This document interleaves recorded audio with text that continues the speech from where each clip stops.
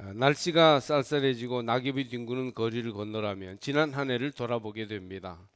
신방을 하면서 성도들에게 감사할 일과 기도 제목을 이제 속마다 왔을 때 나누어 보게 했어요. 여러 가지 감사할 일들이 있더군요. 근데 이제 별로 감사가 뚜렷하지 않을 때는 이제 막연한 얘기들을 하고 하나만한 얘기를 하는데, 이제 실제적이고 구체적으로 감사를 나누는 그런 이들에게는 힘이 느껴지고요. 또 우리 듣는 우리까지 굉장히 감동이 되는 것을 경험하였습니다. 감사는 우리 마음마저 바꾸는 힘이 있으며, 감사할 때 우리 영혼이 하나님과의 좋은 관계에 서게 되는 것을 알 수 있습니다. 캐롤 도이라는 여성은 일본계 미국인 3세입니다. 그녀는 자신과 같은 일본계 미국인과 결혼해서 이제 가정을 이루어 미국에서 생활을 했어요. 그리고 예쁜 딸이 태어났습니다. 그런데 아기가 두 발이 정상이 아니었어요. 양발이 모두 앞을 향한 것이 아니라 안쪽으로 많이 휘었고, 발가락은 옆에 발가락을 바라보듯이 완전히 휘어 있었어요. 보통 부모 같으면 낙심하고 포기했을 텐데 엄마 캐롤은 그렇지 않았습니다. 비록 두 발이 정상이 아니지만 귀한 생명을 주신 하나님께 있는 그대로를 가지고 감사를 드렸습니다. 그리고 아기를 위해 최선의 노력을 기울입니다. 4살이 될 때까지 아기의 발을 교정해주는 특수 신발을 신겼습니다. 그렇게 노력한 결과 어린 딸은 6살이 될 때 거의 정상적으로 걸을 수 있게 되었습니다. 엄마는 하나님의 은혜가 너무나 감사했어요. 그래서 아이가 발을 더 많이 사용하게 하려고 스케이트를 가르치기로 했습니다. 어려운 조건과 형편에 불평하지 않고 그럼에도 불구하고의 감사를 가진 사람에게는 더 큰 감사할 일들을 하나님이 만들어 주십니다. 딸은 스케이트에 남다른 재주와 흥미를 나타냈습니다. 더 나아가서 아이가 엄마에게 좀 더 스케이트장에서 시간을 많이 보내게 해달라고 조르기까지 하게 됩니다. 너무 스케이트 타는 걸 좋아했어요. 엄마는 감사한 나머지 매일 새벽 5시에 일어나 딸을 일찍 스케이트장에 데리고 나갔습니다. 매일 새벽부터 스케이트를 탄 거예요. 드디어 스케이트를 시작해서 15년 후에 딸은 미국 국가대표 선수가 되었고, 이럴 때는 와 하고 좀 놀라셔야 되는데 1992년 올림픽에 출전합니다. 와, 대단한 일이죠. 세계가 주목하는 가운데 이 딸은 1등을 차지하여 금메달리스트가 되었습니다. 이 선수의 이름은 크리스티 야마구치입니다. 실제로 올림픽 금메달리스트예요. 2000년에 아이스하키 선수인 브렛 헤디컨과 결혼하여 행복하게 살고 있습니다. 감사하는 사람에게 하나님은 복을 내려주십니다. 조금 불평스러운 형편 속에서도 그럼에도 불구하고 감사할 때 하나님은 그 인생을 복되게 하십니다. 오늘 본문은 감사를 가르치고 있습니다. 말할 수 없는 그의 은사로 말미암아 하나님께 감사하노라. 15절 말씀은 그렇게 마무리를 짓고 있습니다. 성도는 감사의 삶을 살아야 됩니다. 기쁨이 넘치기 위해서는 감사할 줄 알아야 해요. 이미 주어진 같은 조건 속에서도 감사하는 사람에게는 기쁨이 있으나 불평하는 사람은 기쁨이 없습니다. 이미 결혼했잖아요. 그러면 결혼한 남편, 결혼한 아내 만족은 못하더라도 감사하며 사시길 바랍니다.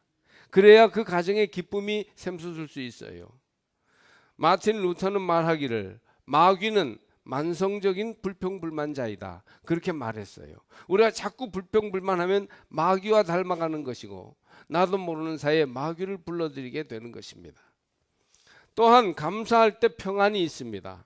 신학교 때 교수님들 중에 항상 웃으며 감사를 말하는 분이 있고, 또 조금 까칠하게 비판적으로 하면서 불평을 많이 말하시는 분도 있었는데, 지나 보니까요, 감사하는 분이 늘 평안하더군요.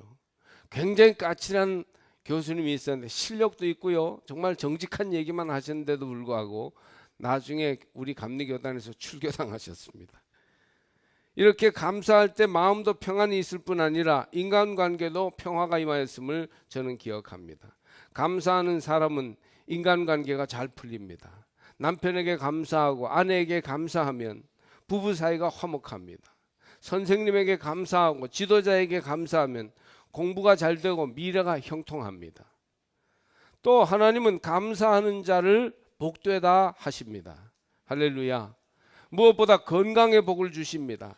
늘 감사를 생활화하는 사람은 얼굴빛이 환해집니다.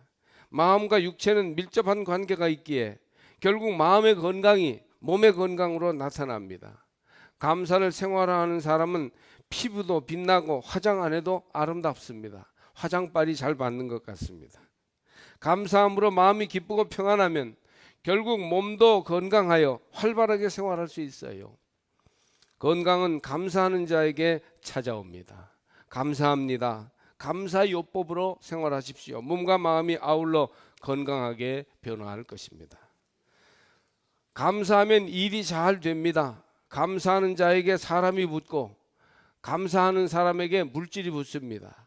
장사를 해도 감사하면서 장사하면 사람들에게 감동을 주지만 감사가 없이 마음에 가득 불평을 가진 채 장사하면 들어왔던 손님도 다시 오지 않습니다.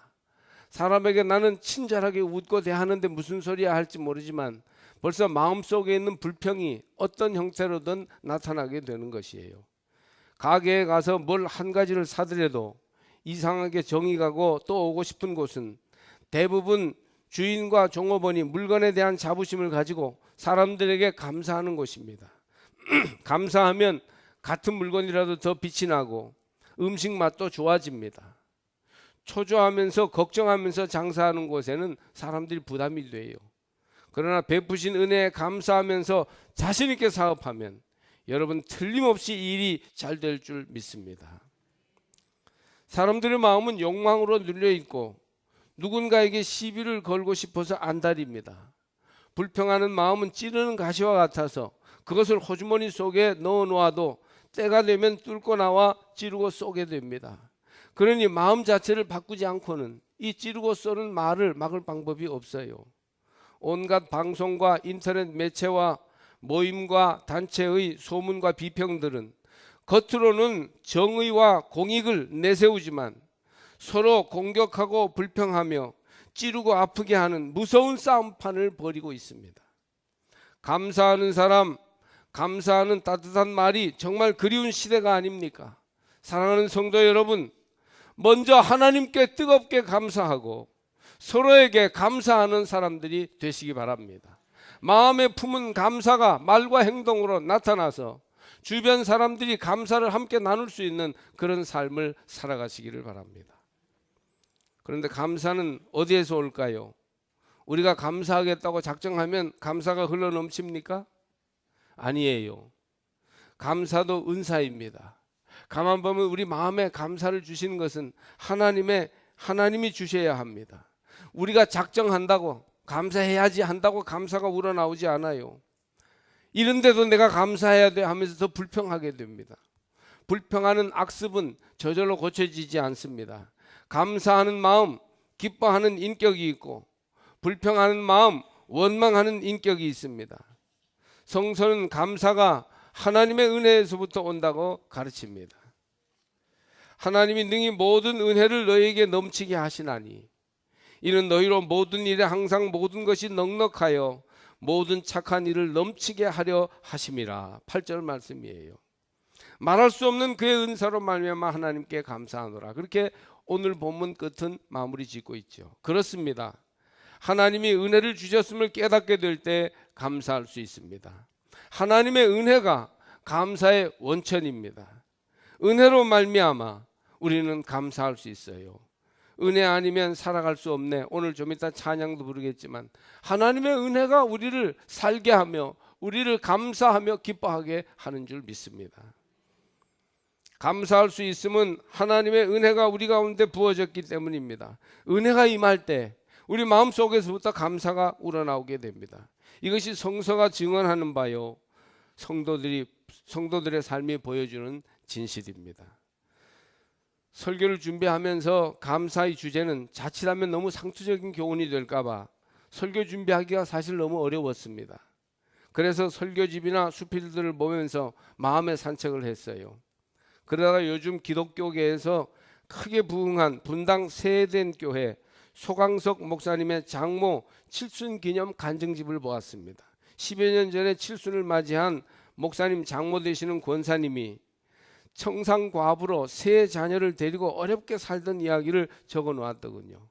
그래서 내가 얼마나 어려운 줄 아느냐, 아주 죽을 뻔했다, 이런 얘기를 써놓은 게 아니라 그 한 200~300페이지 되는 페이지마다 감사의 글로 가득 차 있었어요.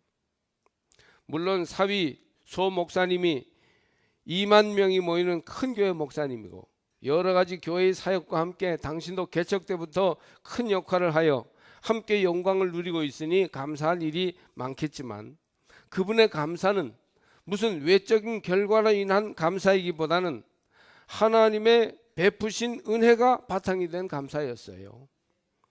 먹지 못하고 자녀들을 입히지 못하면서도 교회를 섬기고 주의 종들을 대접하니까 지금 사모님이 된 둘째 딸이 반항을 하면서 엄마는 자식들 밥도 굶기면서 교회에만 갖다 바치면 다냐고, 자기는 절대 엄마처럼 하나님 믿지 않고 엄마 같은 인생을 살지 않겠다고 하였답니다. 한 번은 탈진하여 죽을 지경이 돼가지고 이제 아이들에게 유언을 남겨야 되겠다, 그런 마음이 들더래요. 그래 자녀들에게 유언을 하는데, 너희들도 나처럼 하나님만 섬기고 교회만을 사랑하라고 울면서 유언으로 가르쳤다고 합니다. 그랬더니 죽을 줄 알았던 몸이 가뿐해지면서 놀랍게도 다음 날부터 이전보다 더 건강하게 생활할 수 있게 되었습니다. 가난과 역경, 고생 속에서도 베푸신 은혜만을 의지하고 감사하며 충성할 때 하나님이 상상할 수 없는 크고 놀라운 기쁨과 영광을 보여주셨음을 간증하였습니다. 믿는 자는 은혜를 자각함으로 감사함이 넘치게 되는 것입니다. 하나님께서 이 시간 여러분 마음에 베푸신 은혜가 깨닫게 해주시기를 바랍니다. 하나님의 은혜이구나, 나의 존재 자체가 하나님의 은혜를 주셔서 내가 지금 여기에 있는 거구나, 이것을 깊이 깨달을 때 우리는 하나님께 감사하고 이웃들에게 감사하며 살게 될 줄로 믿습니다. 또 오늘 성경 말씀은 무엇으로 감사하는가를 보여줍니다. 마음에서부터 감사는 나와야 합니다. 마음의 감사가 풍성할 때 생활의 감사가 풍성해집니다. 마음에서 우러나온 감사가 생활 중에 두 가지로 크게 나타나는데, 말로 나타나고 물질로 나타납니다. 여러분, 먼저 말로 감사하시기를 바랍니다. 이것도 습관이요 인격이에요. 감사할 줄 아는 사람이 있는가 하면 마음에 품은 것을 또 말을 못하는 분들도 있어요. 감사합니다, 감사해요. 한번 따라해 보십시다. 주님의 은혜예요. 감사합니다, 감사해요. 이거 뭐 미천도 들지 않잖아요. 우리 이렇게 우리 식당을 찾아주셔서 감사합니다, 또 오세요. 우리 가게 오셔서 고마워요, 또 오십시오. 감사합니다, 늘 아무개 때문에 이렇게 웃어주시고 따뜻한 말을 해주셔서 고맙습니다. 이런 감사를 말로 표현하시기를 바랍니다. 기껏 고객으로 찾아갔는데 도대체 누가 왔느냐는 식으로 홀대하면 다시 찾아가지 않습니다. 음식이 맛있어도 입맛이 떨어져 버리고 맙니다. 실제로 우리가 식당에 이렇게 다니면서 보면 같이 갔던 분들이 그렇게 말하는 걸 들을 수가 있어요. 장사하는 사람들은 마음을 감사하게 가져야 하고 말로 복이 떨어지게 하지 말아야 합니다. 사업을 하든지 직장 생활을 하든지 공직에 있든지 교육을 하든지 다 마찬가지죠. 감사하는 마음으로 사람을 대할 때 하나님께서 그들을 통해서 좋은 일들을 만들어 주시는 것입니다. 혹시 좀 자기 성미에 맞지 않게 하고 진심을 알아주지 못하는 사람을 만나고 고객을 대할 때에도 이런 사람이 있기에 내가 먹고 살지 하는 넉넉한 마음, 감사한 마음으로 대하고 말할 때 떠나던 복이 유턴하여 내게 임하는 복을 누리게 됩니다. 표정을 꾸미면 모를 것 같아도 내가 마음은 아주 저런 진상은 딴 가게 나가지 왜 우리 가게에 와, 그런 마음이 막 들어도 그래도 표정을 꾸미면서 이렇게 하면 모르겠지, 다 알아요. 어떤 형태로든 교묘하게 그 마음이 드러나고야 맙니다. 진실하게 감사해야 표정으로도 나타나고 말로 드러나게 되는 것이죠. 베푸신 은혜를 기억하고 생활에서 말로 감사하시기를 바랍니다. 말로 풍성하고 진실한 감사, 임팩트 있는 감사를 하기 위해서는 마음을 바꾸어 먹어야 되니 여러분 마음에 품은 감사가 말로 드러나시기를 주의 이름으로 축복합니다. 또 우리의 삶에는 물질의 감사도 결코 소홀히 하면 안 돼요. 특별히 하나님 앞에서의 물질의 감사를 오늘 성경은 우리에게 말해주고 있습니다. 이 봉사의 직무가 성도들의 부족한 것을 보충할 뿐 아니라 사람들이 하나님께 드리는 많은 감사로 말미암아 넘쳤느니라. 12절 말씀이에요. 물질은 감사를 표현하는 아주 좋은 방법이요, 많은 경우에 가장 좋은 방법일 때가 많습니다. 물질로 감사를 표현하여 마음을 얻을 수 있다면 이보다 가치 있는 방법이 어디 있겠습니까? 저는 우리 아이들, 딸들을 둘 다 음악을 시켰는데 예술을 공부시키려면 선생님과의 밀접한 관계가 대단히 중요합니다. 그래서 다년간의 경험을 통하여 선생님께 진심으로 감사를 표현하는 방법을 알게 되었는데 물질을 적당히 쓰는 것입니다. 우리 집사람은 시간을 내어 퀼트를 하거나 다른 지역에 없는 귀한 음식이 생기면 정성껏 포장하여 전해주거나 했는데 그럴 때 상당히 효과가 있는 것 같아요. 감사하는 마음이 전해지는 겁니다. 아이와 부모가 정말 감사한다는 것이 전해지면 그때부터 선생님들이 아이를 다루는 자세가 좀 달라져요. 감사와 사랑이 오고 가는 관계가 되는 것이죠. 이것은 무슨 뇌물을 쓰는 것과는 달리 모든 선생님들에게 해당된다는 말이 아니라 특별히 개인적인 어떤 그 만남과 관계가 중요하게 여기는 데에서는 이런 마음의 오고 감이 상당히 중요합니다. 여러분 하나님 앞에서도 물질로 감사드릴 줄 아는 성도가 복된 성도입니다. 예전에는 없는 중에도 가장 좋은 것을 구별하여 가장 먼저 하나님께 드림으로 우리의 마음을 주님께 전부 드렸습니다. 이것이 주님께 합한 예물이 되어 축복의 씨앗이 되었습니다. 좀 전에 소개한 소강석 목사님의 장모 정금성 권사는 평소에도 11조와 감사헌금을 하지만 특별히 어느 날 장사를 하고 남은 돈을 세다가 갑자기 이것은 주님 앞에 드리고 싶다는 감동이 오면 무조건 드렸다고 합니다. 어떤 날 길을 걸어가다가 남의 교회 유리창이 깨어져 있으면 주님의 몸된 교회가 유리창이 깨져서 비가 오면 새겠다. 내가 유리창을 끼워야지. 그리고 어떻게 하든지 돈을 마련해서 유리창을 끼워줘야 했다고 합니다. 보통 사람들 같으면 그 교회를 흉보면서 저희 교회는 교인도 없나? 왜 유리창이 깨졌는데 갈아 끼우지도 않나 할 텐데 이분은 자기가 기쁜 마음으로 감사함으로 그 일을 했는데 평생 물질적으로 어렵지 않고 목회하는 사회를 물질적으로 크게 돕고 후원하는 장모였다는 것입니다. 우리 교우들이 서로에 대해서나 하나님께 대해서 가만 보면 감사함을 잘 표현하는 편이에요. 그래도 우리 교회가 그런 면에서 그렇게 아주 메마른 교회는 아닙니다. 그러나 추수감사 때는 제가 좀 아쉬움이 있어요. 추수감사의 의미와 중요함을 조금 더 알았으면 좋겠다 하는 마음이 사실 있습니다. 추수감사절이 다가왔는데 추수감사 헌금을 주님 앞에 온전히 드리는 것이 맞을까? 그런 생각을 제가 할 때가 많습니다. 하나님께 참 죄송한 마음이에요. 생활 속에서의 감사의 비중을 말하는 것이에요. 10,000원도 쉽지 않은 분들이 있음을 인정합니다. 그러나 대부분 어느 정도가 비중이 있게 감사드리는 것인지 우리가 알고 있습니다. 우리에게 생명을 주시고 시간을 주셨으며 대자연을 주님이 우리에게 주셨고 값없이 건강과 가족을 주셨고 믿음으로 얻는 구원의 길을 알려주신 하나님께 우리가 작정하고 감사드리는 주일이 바로 추수감사주일입니다. 한 사람이라도 헌금 때문에 상처 입고 부담을 가지지 않도록 하려는 마음 때문에 가르치지 못하고 넘어가곤 했어요.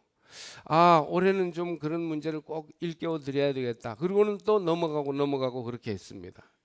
그러나 우리가 1년에 한 번 베푸신 은혜에 감사를 표현하는 날이 추수감사절인데 여러분의 감사를 하나님께 좀 더 분명하고 무겁게 표현해야 되지 않겠습니까?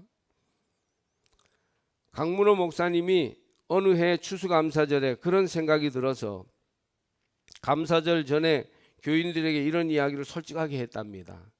나는 중직들이 5만 원, 10만 원 추수감사헌금을 하는 걸 보면 마음이 상하고 목사인데도 시험에 들려고 해요. 여러분 최소한 아무리 없어도 1년 365일 하루 1,000원씩 감사를 표현할 수는 없을까요? 최소한 그만큼만이라도 이 추수감사절에 감사를 표현해 봅시다. 아주 이렇게 노골적으로 말했대요. 그랬더니 교인들이 마치 몰랐다는 듯이 갑자기 일깨워져서 하나님께 대한 엄청난 추수감사 헌금을 드려서 그 해에는 추수감사절날 헌금을 계수하는 사람을 따로 불러야 했다고 합니다. 참 웃지 못할 일입니다만은 우리가 이런 문제에 사실은 얼마나 스스로 온전히 서지 못하고 있는가를 보여주는 하나의 예가 아닌가 생각합니다. 제가 아는 어떤 분은 한 번은 결혼 주례를 하고 와이셔츠를 선물로 받았습니다. 그런데 집에서 입어보니까 사이즈가 좀 맞지 않았어요. 그래서 그 부인이 물건을 판 곳으로 가서 교환하려고 했습니다. 매장에 다녀온 부인이 말하기를 그 와이셔츠는 얼마 전에 창고 대매출한 그 매장에서 최고 싼 물건이어서 반품이나 교환이 되지 않는 거라는 거였어요. 물론 뭐 최고 싼 물건이라도 잘 맞고 잘 입으면 아무 문제가 없지요. 그러나 그분은 선물을 받고서도 상당히 모욕당하는 기분을 느꼈다고 합니다. 여러분 어떻게 생각하십니까? 그게 지나친 감정일까요? 추수감사절은 한 해의 추수물을 드려 하나님께 감사를 표현하는 절기입니다. 혹시 존귀하신 하나님을 우리가 너무 함부로 소홀하게 대하는 것은 아닌지 생각해 보시기를 바랍니다. 구약에도 절기에는 흠 없는 양을 잘 구별하여 주님께 제사로 드렸으며 우리 믿음의 선조들도 추수감사절에는 타작한 쌀가마를 따로 수레에 담아 주님께 드렸습니다. 우리의 감사는 말과 물질로 표현됩니다. 마음에 품은 감사를 말로 표현하고 물질로 표현하시기를 바랍니다. 여러분 다음 주일 추수감사절에는 잘 준비하여 베푸신 은혜를 기억하여 주 앞에 최선을 다해서 드리는 성도들이 되시기를 바랍니다. 양을 잡아 바치고 소를 드리는 심정으로 최선을 다한 추수감사, 주님을 감동시킬 수 있는 감사를 드림으로 주님과의 관계를 회복할 수 있기를 주의 이름으로 축복합니다. 11절 말씀이에요. 너희가 모든 일에 넉넉하여 너그럽게 연보를 함은 그들이 우리로 말미암아 하나님께 감사하게 하는 것이라. 최선의 감사로 주님을 기쁘시게 하십시오. 하나님께서 내게 주신 여러 가지 은사들이 있지 않습니까? 행복과 기쁨과 평안, 그리고 여러 가지 재능과 실력들입니다. 부와 명예도 있습니다.